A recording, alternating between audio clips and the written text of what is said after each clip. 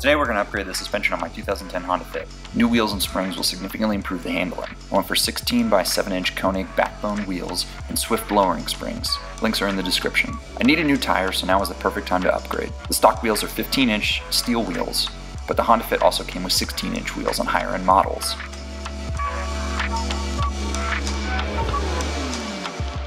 The 16 by 7 inch Konig wheels have a greater negative offset, so the wider wheels should have no problem fitting. These springs were significantly more affordable than the cheapest coilovers, and I was really only looking to reduce a little bit of body roll. A decent set of coilovers can run you well over $700, and these springs were only $250. To access the front struts, you need to remove these access panels on the wiper cowl.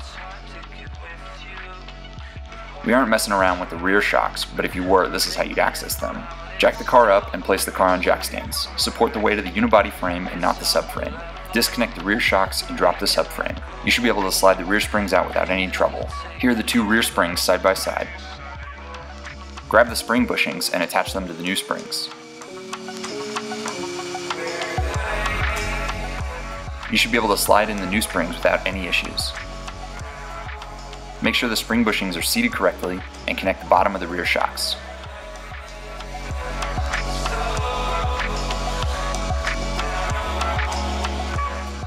I went ahead and removed the entire wiper cowl so it was easier to see, but it isn't entirely necessary, thanks to those access panels I showed you earlier.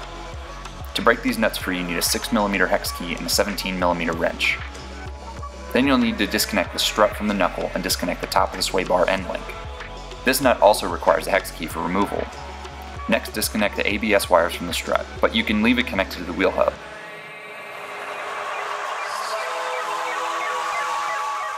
Here's a better look at how to break these nuts free.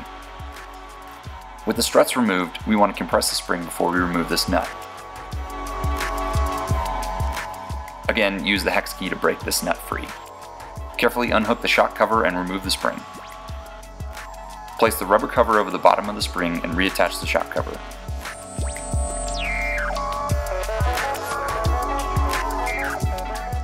Make sure to orient the spring ends into their specific mounting points.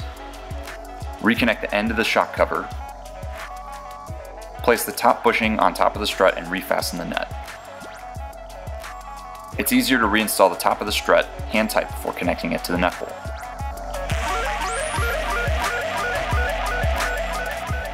Make sure you reconnect the strut with all the suspension bushings.